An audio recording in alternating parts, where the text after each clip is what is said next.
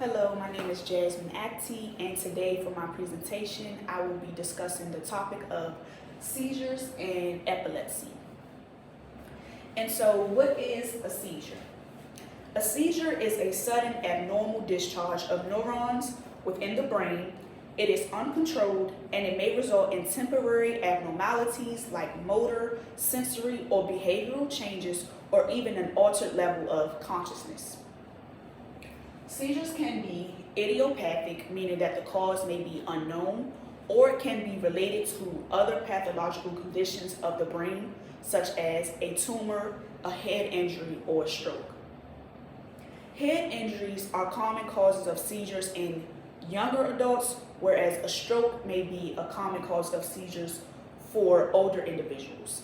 Sometimes genetics and substance abuse can play a part in seizures taking place as well. So just for a brief moment, I would like to give an example as to how head trauma can cause a seizure to occur. So most of the time when a person has a traumatic brain injury, there will be many structural changes and swelling and bleeding that may occur, which triggers the abnormal electrical activity of the brain to then allow for a seizure to happen. And so most oftentimes there is a delay between the initial injury and then the first case of a seizure. Sometimes it can be immediately after the injury, or it can be days to weeks or months post-injury. It just all depends on which area of the brain was affected.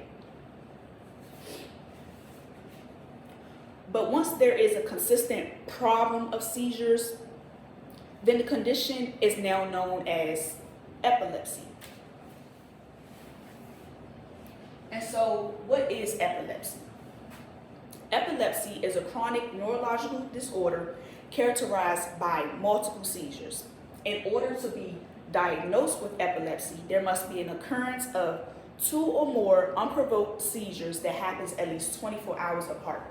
So just because a person may have had one seizure, that doesn't necessarily mean that they are epileptic. They have to have an occurrence or repeated episodes of seizures to then be diagnosed with epilepsy.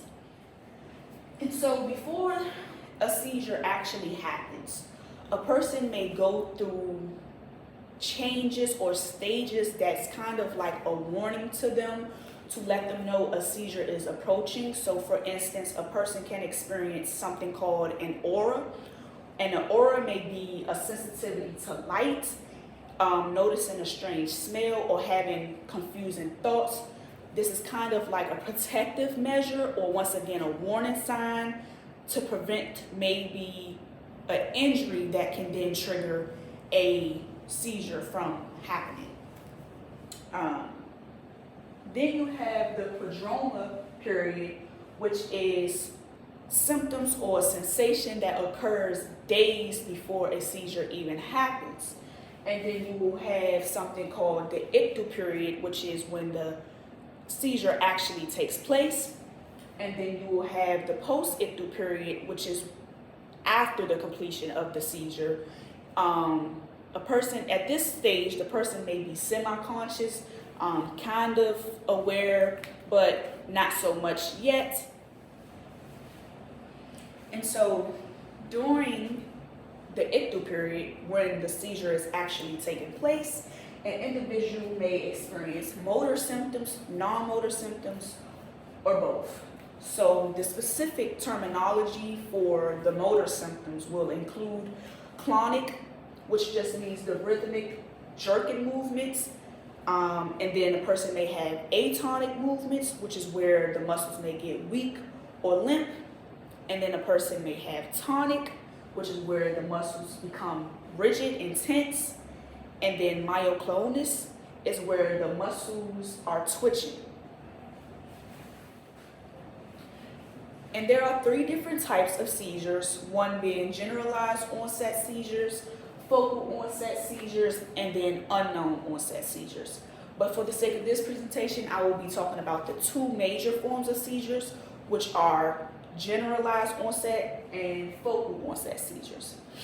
And so in a focal seizure, this occurs when abnormal activity is limited to a part of one brain hemisphere. So it's a focus on that one brain area. And the way a person acts during a focal seizure depends on the area of the brain that is affected. A focal seizure can also be classified according to the patient's awareness as either focal onset aware or focal onset impaired aware. So when a person is experiencing a focal onset seizure, a focal onset aware seizure to be exact, they know what's happening. They know that they are experiencing a seizure. Symptoms may include a person turning their head to one side or their eyes to one side. They may have the jerking of the arms or the legs on one side of their body, or they may have a fearful look on their face. But they do know what is happening and what is going on. As opposed to the focal onset impaired awareness, an individual is unaware. They do not know what's going on. They may stare off into space. They may be trying to say words, but they can't really make sense of what they're trying to say. They are unable to respond or comprehend what someone else is relaying to them. And they will also have the tonic and clonic movements, but they are localized, so they don't spread. And so generalized onset seizures, they begin on one side of the body and then they spread to the entire body. So it spreads across the brain.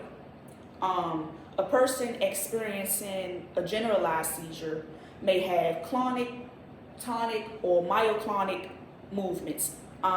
They may not always look as if they are having a seizure. They may stare off into space as well. But it does spread to other parts of the brain, so not just one area is affected. And as far as the diagnosis for a person who has multiple seizures or just seizures in general, there will need to be some laboratory studies involved, such as an EEG or brain imaging or a blood test. And these laboratory studies are very important because it will help to rule out the possibility of substance abuse, or maybe to help rule out if the person has any psychological illnesses. So there will be a complete blood count involved, and then there will be brain imaging such as an MRI or a CAT scan that is looking for any recent history of head traumas to help determine if that individual has any neurological deficits. And then the EEG will help to determine which part of the brain will trigger a seizure to happen if it is affected. So sadly, there are some complications that may occur to an individual who has seizures or repeated episodes of seizures. It has something to do with the time frame between seizures, which is referred to as the interictal period. And it's better described as when a person has more than one seizure within a short period of time without turning to their normal level of consciousness. This complication or this condition is called status epilepticus, and it's like a back and forth situation. It's more so of a seizure one after the other within minutes, within a short period of time. As far as the treatment for an individual with seizures, we will need to make sure that we protect them for the most part. So the protection will include moving objects out of their way during an episode, turning them on their side to make sure that all of the oral secretions are able to flow out of their mouth and so that they won't choke, and to make sure that we keep objects away from their mouth as well, because once again, they can choke, because when a person is having an episode of a seizure, they aren't able to swallow anything. So it's very important to keep things away from their mouth and their airway. There are also a wide range of medications that may help to control or prevent seizures from happening, such as anti-seizure drugs or anti-epileptic drugs. And sometimes an individual may require surgery if they have repeated seizures. The surgery is focused on removing the causative factor for the seizures, such as the brain tumors and anything else that may cause like a head injury. Now, for the nursing considerations for the seizures, or in other words, the nursing care plan, we just have to make sure that we know our patient, that we know the warning signs, we know they're normal and then what's not normal of them. If they are informing us of an aura, we must pay attention to those details and document them. If we see that they are experiencing the motor symptoms such as the atonic or the clonic or the twitching, we should document that as well, just to make sure that we are paying attention to the beginning or the current episodes of seizures. And then we can establish a treatment regimen for the patient, such as the anti-epileptic drugs. We should inform them of the details on the medication to make sure that they understand what is being put into their bodies. The nursing care is before, during, and after the seizures. You know, we can help to educate them on the safety measurements for seizures, and then we are also, it's also our job to help them during the seizures. So such as the emergency care or the treatments that I was talking about earlier in the presentation, we should make sure that we are protecting them. If they are going through a seizure when we are around, we should make sure that we do the same things. We should move objects from out of their way. We should make sure that we keep things out of their mouth and to put them on their sides so that they still have an airway and that they won't choke on anything. So we're providing the knowledge to them about their condition, but we're also providing the necessary help to make sure that they stay safe and that they can still go on. And so this will conclude my presentation on seizures and epilepsy. Thank you for your time, and I hope that you enjoyed.